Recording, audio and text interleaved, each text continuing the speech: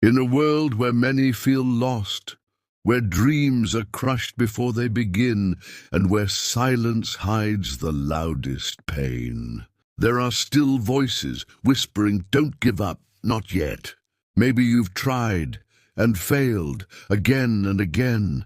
Maybe life gave you more tears than smiles, more storms than sunshine, more questions than answers.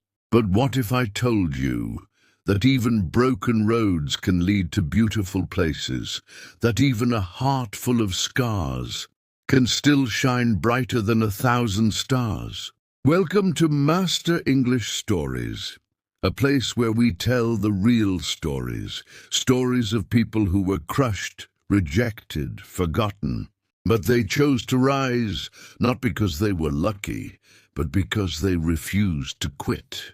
Here you'll meet the ones who started with nothing, who were told they'd never succeed, who fell many times, but stood up one more time than they fell. You'll see that pain is not the end. It's the beginning of strength, of growth, of greatness. So if you feel tired, lost, hopeless, or simply ready to start again, this is your place, your time, your story. Because this channel is not about fame or perfection, it's about you, the fighter, the dreamer, the one who still believes that something greater is coming. Welcome to Master English Stories, where broken hearts find strength, lost souls find light, and ordinary people become legends. In the heart of the Arabian desert, where the sand stretches endlessly and the sun shines without mercy, a boy was born in 1949. His name was Mohammed bin Rashid al-Maktoum. He was the third of 4 sons of Sheikh Rashid, the ruler of Dubai, a city that was, at the time, no more than a small port town surrounded by nothing but wilderness and dust. Mohammed grew up not in palaces, but among camels and the wind-blown sands. His father believed that hardship was the best teacher. So, from a young age, Mohammed learned to live without luxury. He walked barefoot on the hot ground, rode horses and camels, and played with the local kids. He was not spoiled. He was shaped by simplicity. He was curious, very curious. While other children slept, he looked at the stars and asked himself, "What is out there? What could Dubai become? What can I become?" This curiosity became a fire inside him. Sheikh Rashid, his father, was not only a leader, he was a visionary. But he did not just talk about dreams, he worked for them. He told Mohammed, "If you want to lead people, you must first serve them. If you want to build towers, you must first build character." He was sent to the best schools in Dubai, then later to military training in the UK, at the famous Mons Officer Cadet School. There, life was tough. The weather was cold, the discipline was hard, and many people doubted him. He was far from home, and failure seemed easier than success. But he never gave up. He woke up earlier than others. He trained harder, he read more, he listened more. Slowly, he gained the respect of everyone.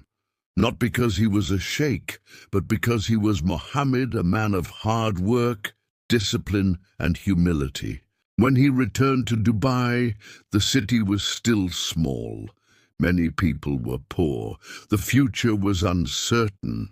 Oil was not forever, and the desert was still a desert. But Mohammed had a vision. He said, "We cannot wait for the future, we must build it." People laughed.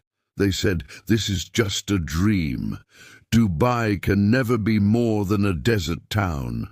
But dreams are powerful when they belong to people who refuse to quit. He started with small things, improving the police force, helping the poor, planning the city better. He listened to the people. He helped farmers, fishermen, traders. He respected their work. Then came big ideas. the tallest building, the biggest airport, the most beautiful city. But he didn't just want beauty. He wanted a place where people could live with dignity, freedom, and opportunity, especially those who had failed before, those who had no hope left. Every success story hides many failures. Sheikh Mohammed tried to launch businesses, and some failed. He invested in projects that didn't work. He trusted people who later betrayed him. He faced criticism from media and politicians. Even some of his closest partners gave up. But he kept going. He once said, "Failure is not the opposite of success. It is a step towards it." He worked 16 to 18 hours a day. He visited work sites personally. He read thousands of pages about management, leadership, and development. He trained himself to be more than a ruler, to be a servant of people's dreams. As Dubai started to grow, he didn't forget his people. He launched programs to help the poor, to educate children, to give jobs to the jobless, and to support young entrepreneurs. He believed a leader's success is in the success of his people. He built schools, hospitals, and mosques, not only in Dubai, but across the world.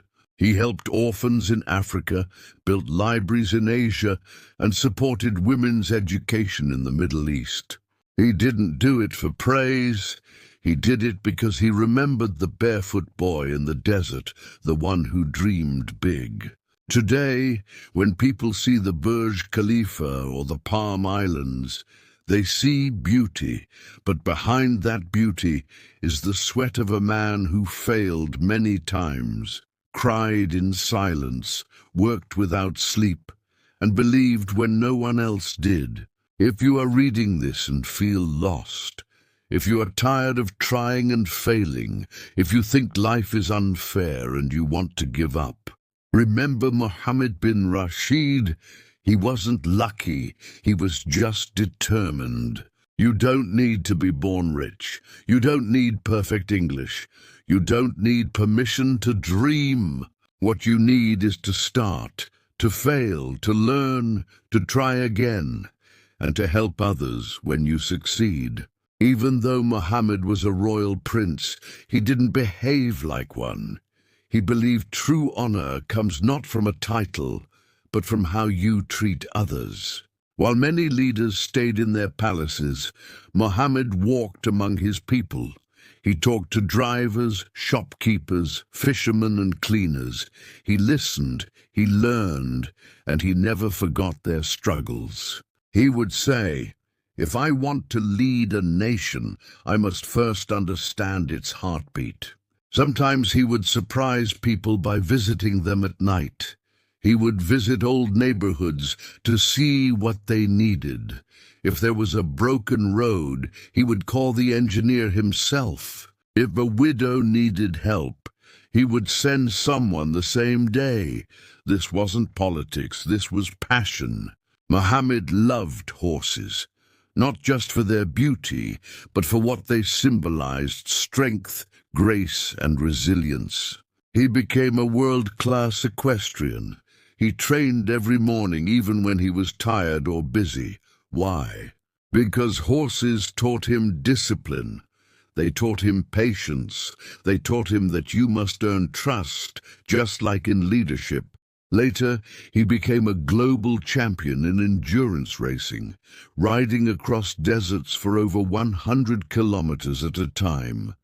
In those races, there was no air conditioning, no luxury, just heat, pain, and willpower. He once said, "You cannot ask your people to work hard unless you have tasted sweat yourself." When Dubai started building, Mohammed wasn't just watching from his office, he was on the ground. While others saw Dubai as a small city with no future, he saw a global hub of dreams. He told his team, "We will not copy the world, we will create it." His bold plans scared many. The Burj Khalifa, the tallest building in the world, was called impossible. The Palm Islands, man-made in the sea, were called madness. The Dubai Metro was doubted. The Museum of the Future was laughed at. But he smiled through the criticism and kept working. Today, those crazy ideas are now global wonders. Life isn't always sunshine. Mohammed faced real storms.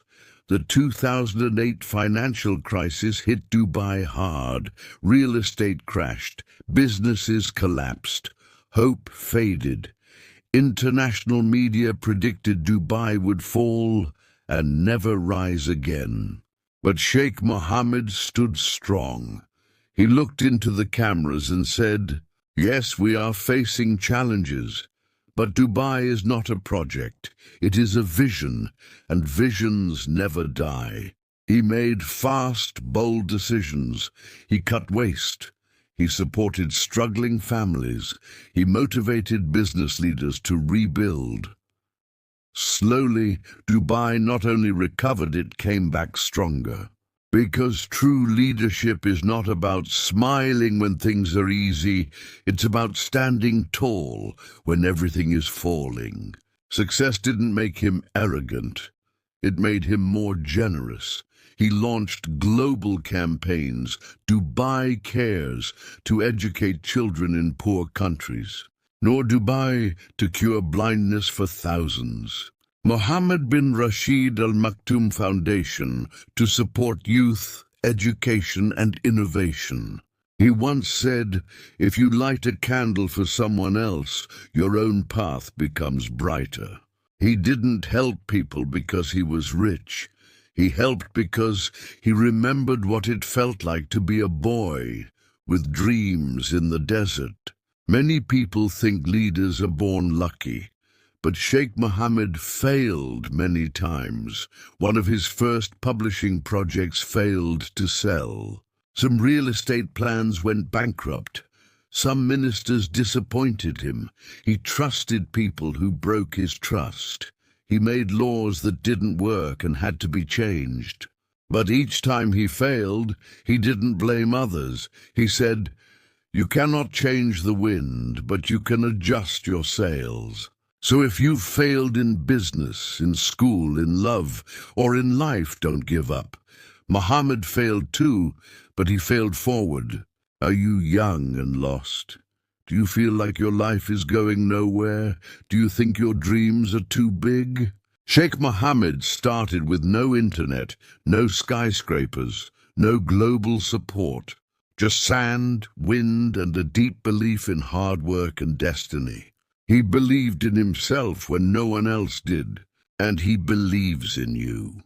He once said in a speech to youth, "The future belongs to those who can imagine it, design it, and execute it. The future does not wait. The future can be designed and built today." So take your pain and turn it into power. Take your tears and water your dreams. Take your failure and build a bridge. Don't wait, start now.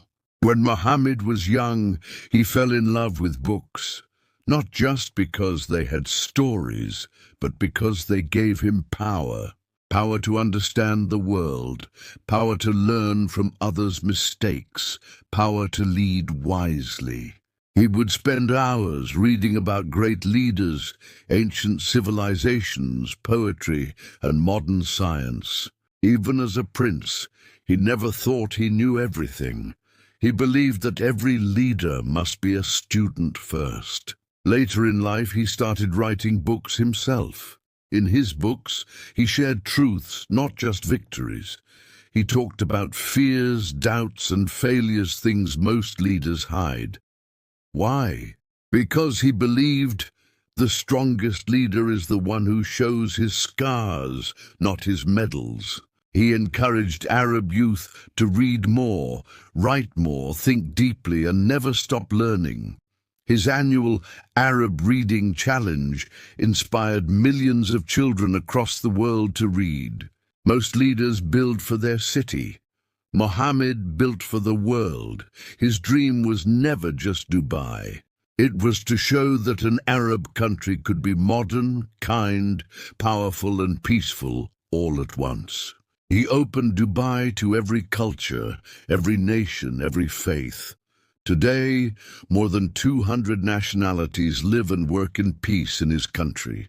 While the world fights over differences, Dubai became a symbol of unity through diversity. He said, "We don't look at where you came from, we look at what you can become." Many laughed when he said Dubai would enter space exploration.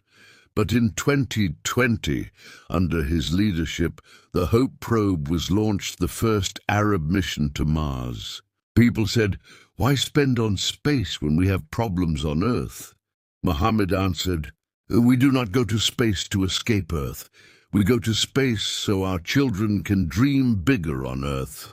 Today, his country is training astronauts, exploring space, and proving that the Arab world can lead in science and technology, not just oil and history.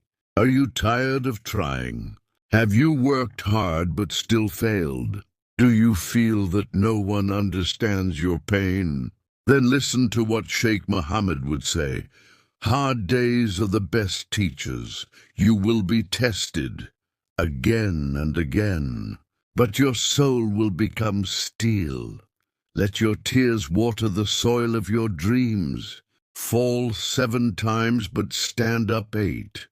Don't aim for a small life just because the world made you feel small.